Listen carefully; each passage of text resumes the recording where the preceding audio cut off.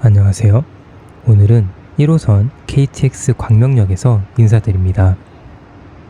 저는 오늘 숨겨진 8가지 비경을 찾기 위해 기차를 타고 트레킹을 떠나고자 합니다.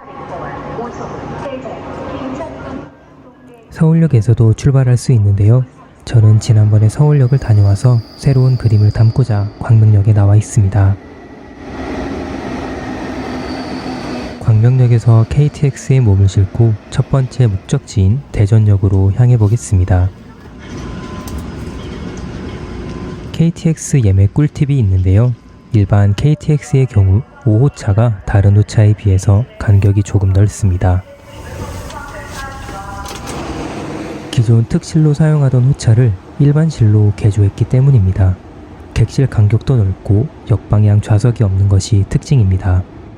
KTX를 이용하실 때 참고하시면 되겠습니다. 이른 아침에 출발하다 보니 기차에서 해 뜨는 걸 볼 수 있었습니다. 기차를 타고 이동하니 안개가 자욱하게 끼어 있음에도 빠르게 달릴 수 있습니다.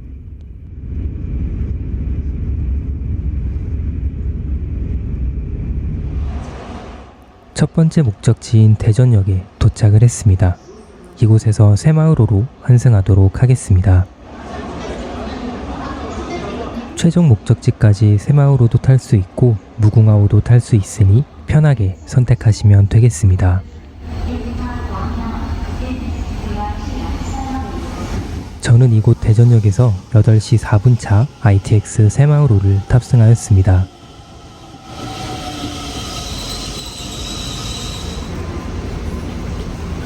ITX 새마을호는 처음 타보는데요. 열차도 깔끔하고 좌석 간 간격도 넓고 좋습니다.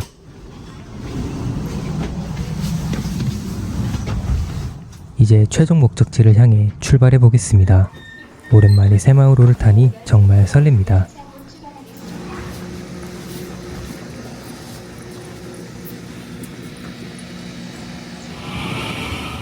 약 30분 가까이를 달려 최종 목적지인 영동역에 도착을 했습니다.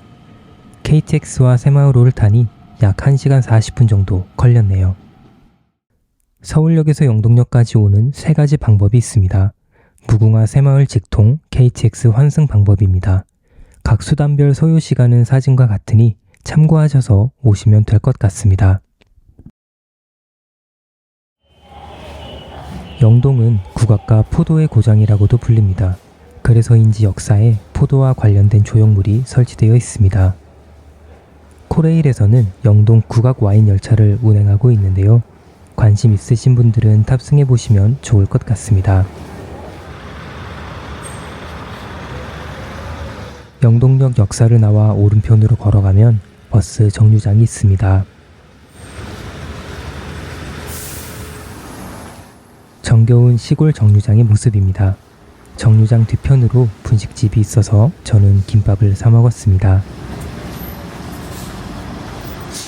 버스 탑승까지 시간이 여유로우시다면 이곳에서 식사를 하시고 출발하시면 되겠습니다.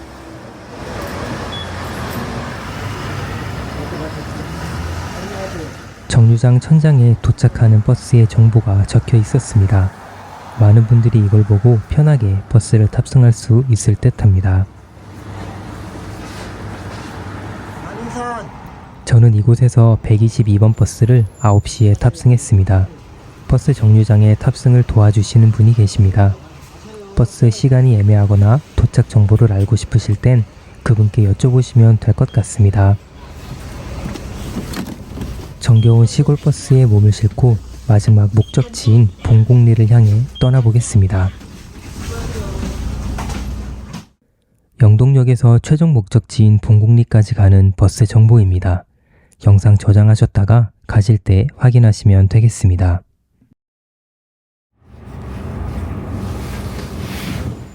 영동역에서 버스를 타고 약 40분을 달려 최종 목적지인 봉곡리에 도착을 했습니다.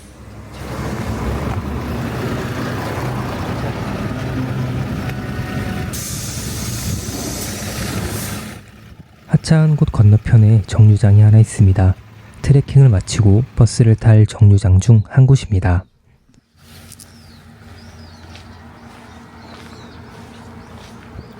건너편 정류장에서 밑으로 내려오면 오늘의 트레킹 코스 시작점이 나옵니다.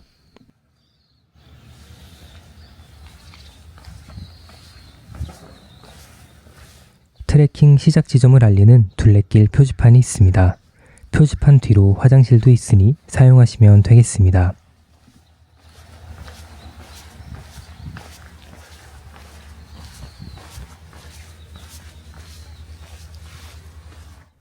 저는 출발할 때 안개가 끼어 있어서 트레킹을 마치고 날이 좋을 때 영상을 한 번 더 찍었습니다. 금강 둘레길 안내판 왼편으로 강선대로 갈 수 있는 길이 있습니다. 다리 뒤편으로 있는 정자와 밑으로 흐르는 강물이 정말 멋있습니다.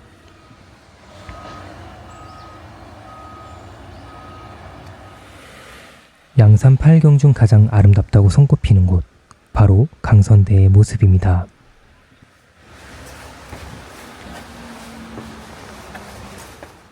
정자의 기둥 사이로 펼쳐지는 자연의 모습이 한 폭의 그림이 걸린 액자와 같아 보입니다. 이렇게 경치가 좋은 곳을 기차와 버스를 타고 올 수 있어서 더 좋습니다. 강선대에서 내려오면 강가로 갈 수 있는 계단도 있는데요. 한번 내려가 보겠습니다.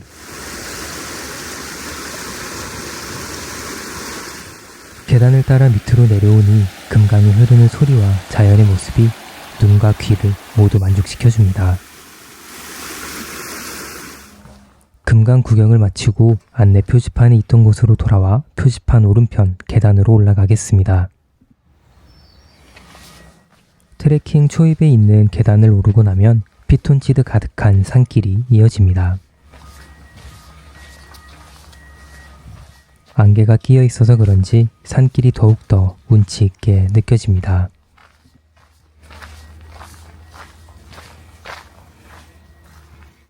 길 초입에 편하게 쉴 수 있는 정자도 있습니다.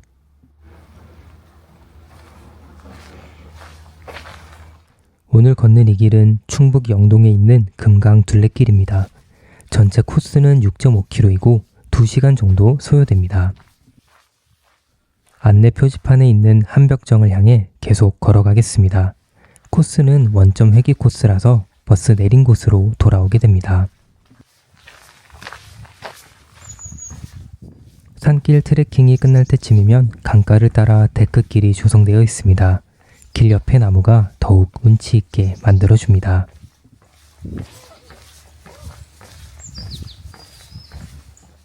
데크길 시작 지점에도 쉴 수 있는 의자가 있습니다. 길이 대부분 걷기 좋은 평지길이라 편하게 걸을 수 있습니다. 시간이 지나면서 안개가 걷히는 모습이 정말 멋있습니다. 점점 안개가 걷히며 펼쳐지는 풍경을 기대하셔도 좋습니다.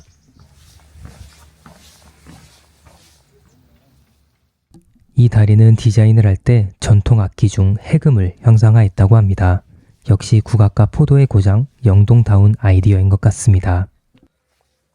다리로 가는 길 오른편으로 작은 계단이 있습니다. 계단을 내려가서 왼편으로 걸어가 주시면 됩니다. 금강 둘레길은 영상에서와 같이 부분 시멘트 길이 있는데 그 길이가 얼마 되지는 않습니다. 갈림길에서 표지판이 나오면 한벽정 방향으로 계속 진행해 주시면 됩니다. 산을 뒤로 품고 앞으로는 강이 흘러 정말 명당길을 걷고 있다는 생각이 절로 듭니다. 길의 중간중간 의자가 많아서 쉬엄쉬엄 쉬면서 걷기가 매우 좋습니다. 트레킹을 시작한 지 50분쯤이 지나 양산 8경 중 5경인 한벽정을 만났습니다. 풍치가 탁월하여 시 읽고 글 쓰는 이들이 끊임없이 찾은 곳, 바로 이곳 한벽정입니다. 원래 출입이 가능한 곳이었는데 무슨 연유에선지 출입을 막아놓아 아쉽습니다. 한벽정을 지나 길을 걸으면 왼편으로 금빛 금강이 흐르는 길이 나옵니다. 금강 둘레길은 정말 다양한 풍경이 있는데요. 이곳은 마치 연두색 물감을 뿌려놓은 듯한 길이네요. 대나무가 우거진 이 길은 마치 대숲길 같습니다. 시시각각 변하는 풍경에 넋을 잃게 되기도 합니다. 이곳 둘레길은 계속 걷기만 하는 것보단 중간중간 쉬어가면서 경치를 구경하는 게 좋을 것 같습니다. 봉양정으로 올라갈 수 있는 길이 있어서 봉양정에 한번 들려보도록 하겠습니다.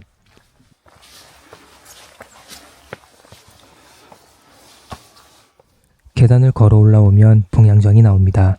아침볕에 어진 새들이 와서 운다고 봉양정이라 이름하였다고 합니다. 봉양정 앞으로 펼쳐진 금강의 모습과 뒤로 펼쳐진 농가 산의 모습이 정말 아름답습니다.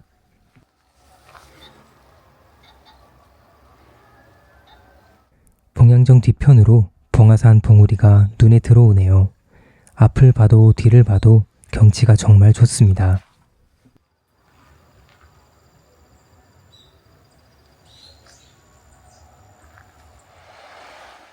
봉양정을 구경하고 다시 둘레길을 따라 걸으면 숲속에 들어와 있는 듯한 느낌이 드는 길이 나옵니다.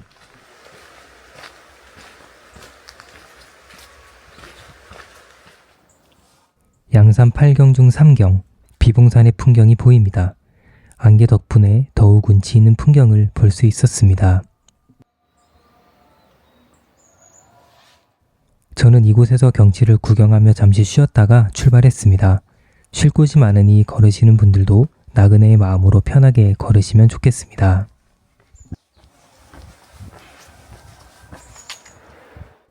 비봉산 구경을 마치고 10분 정도 걸으면 밭길을 걸을 수 있는 길이 나옵니다.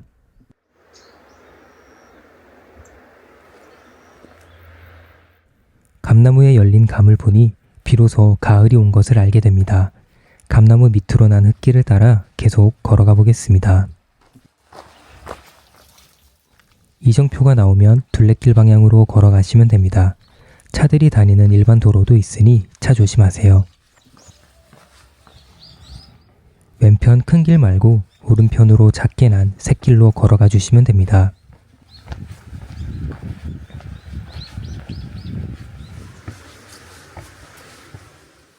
샛길을 따라 걸어와 데크 계단을 올라와서 왼편으로 걸어가겠습니다. 뒤편으로는 지금까지 걸어온 금빛 금강을 볼 수 있습니다. 안개가 걷히니 금강의 모습과 비봉산의 웅장한 자태가 모습을 드러냅니다.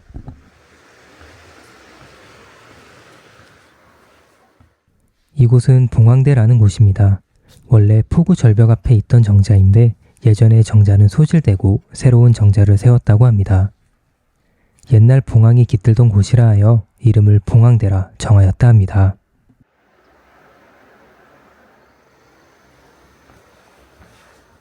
좋은 경치를 선사하는 봉황대에서 잠시 휴식을 취하고 다시 길을 걸어가 보도록 하겠습니다.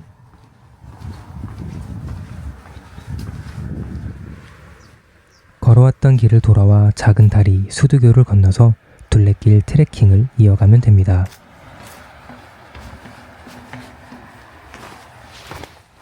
이곳 다리를 건너서 해금을 형성한 다리까지 가는 길이 조금 지루할 수 있습니다.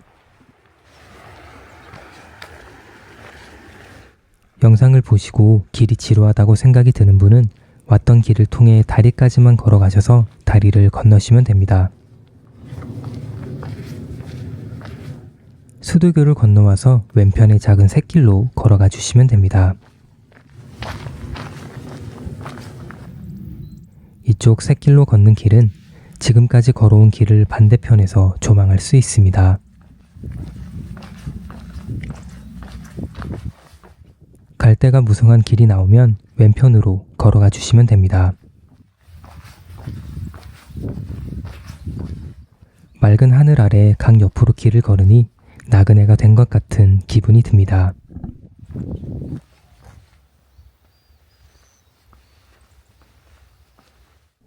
여러분들도 이곳에 오셔서 급하지 않게 여유롭게 길을 걸어보시는 걸 추천드립니다. 갈대들에게 큰 그늘을 선사해주고 있는 멋진 고목이 있습니다.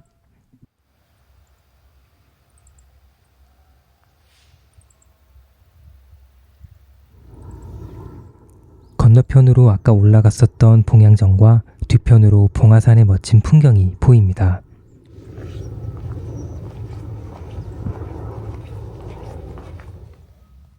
강물에 비친 나무의 모습과 푸른 하늘의 모습을 보니 왜 이곳을 신이 머물고 간 풍경이라 하는지 알 것 같습니다. 해금을 닮은 다리, 송호 금강 물빛 다리에 오면 게이트볼을 하고 계시는 어르신분들도 만날 수 있습니다. 다리 밑에 화장실도 있으니 용물을 보실 분은 이곳에서 보시면 될 것 같습니다.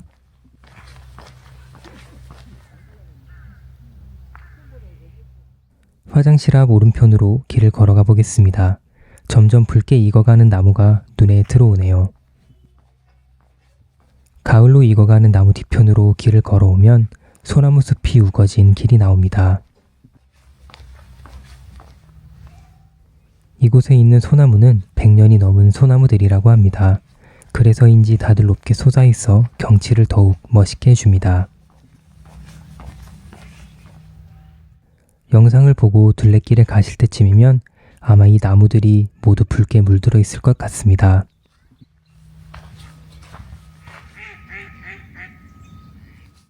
강가 쪽으로 길을 걸을 수 있습니다. 강가로 나오면 쉬면서 경치를 볼 수 있는 의자도 설치되어 있습니다. 의자에 앉아 간식도 드시고 경치도 구경하시면서 여유를 즐기시는 걸 추천드립니다.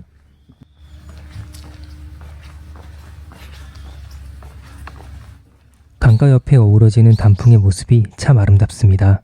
강선대에 가까워지자 양산 8경 중 8경인 용암이 눈에 들어옵니다. 선녀가 목욕하는 것을 훔쳐보다가 승천하지 못한 용이 바위가 되었다는 전설이 담긴 곳이 바로 용암입니다.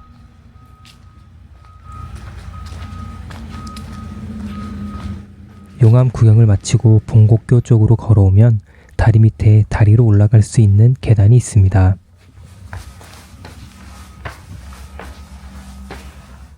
계단을 올라 봉곡교를 건너가 주겠습니다.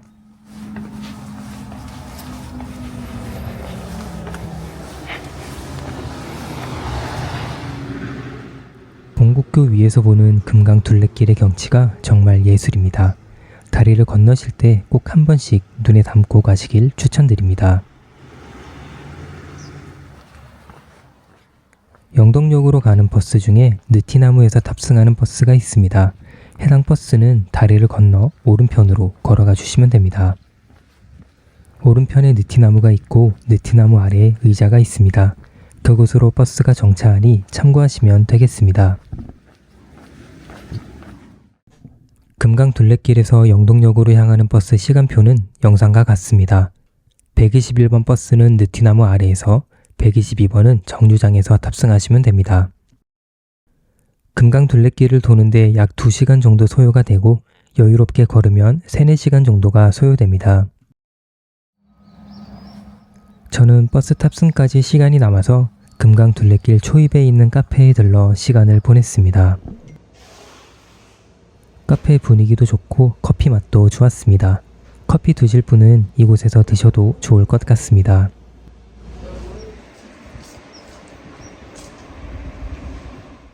버스 탑승 시간이 되어서 느티나무 아래로 이동했습니다. 느티나무로 버스가 들어오는 걸 확인할 수 있습니다. 느티나무에 버스가 서는 경우도 있고 느티나무 밑 골목에 버스가 기다리고 있는 경우도 있다고 합니다. 버스를 타기 전 마지막으로 금강 둘레길의 아름다운 경치를 눈에 다시 한번 담아봅니다. 영동역 버스 정류장에 내리면 바로 건너편에 기차역이 있습니다.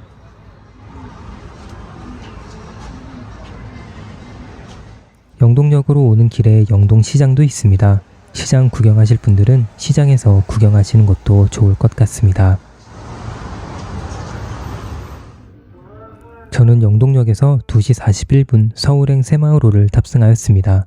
일행이 있었다면 조금 더 즐기고 서울로 향했을 것 같습니다. 오늘의 트레킹 코스는 어떠셨나요? 영동에 있는 28가지 비경을 찾아보았습니다. 대중교통을 타고 편하게 올 수 있어서 많은 분들이 찾아서 경치를 즐기시면 좋을 것 같습니다. 오늘도 영상 시청해 주셔서 감사합니다. 다음에도 좋은 곳, 좋은 풍경으로 찾아뵙도록 하겠습니다.